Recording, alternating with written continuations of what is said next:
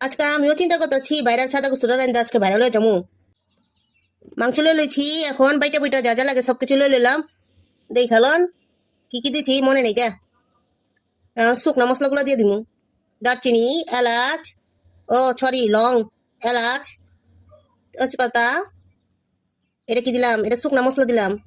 ধইনা দিলাম, লবণ দিলাম, জিরা বাটা দিলাম, আদা দিবার ভুলে গেছিলাম, এখন দিয়ে নিলাম। সমস্যা নাই কা, সব তো এক জায়গায় দেবো। লগে গরম মশলা দিয়ে দিলাম, ইচ্ছা মতো সরষের তেল মেরা দিলাম। এখন খালি মাখা ঝাঁকা করমু। ইচ্ছা মতো মাখলাম, যে সুন্দর গ্রান বাড়িছে, মনে হয় কাঁচা খেয়ালাই।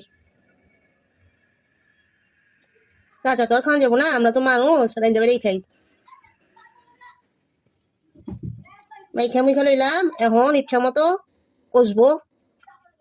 আর দেওয়া পানি খান দিয়া লই। এই তো এখন ডাইকা দিমু, কষা কষা হয়ে যাবো। ও ভুলে গেছিলাম, শুকনো মরিচ দুটো দিয়ে দিলাম।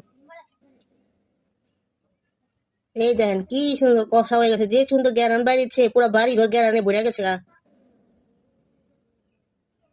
এখন আসল জিনিস, এই যে 2 কাপের সমান দুধ দিয়ে দিলাম।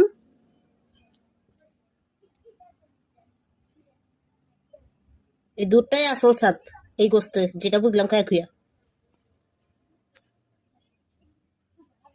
এই যে এখন শেষ। এখন একটা জিনিস দিমু, আর কিচ্ছুই লাগবো না এই গোস্তে। এই যে বেরেস্তা দিয়ে দিলাম। ডাইকা তুমি এর গেরানেই একবারে শেষ, রান্না শেষ, খাওয়া শেষ।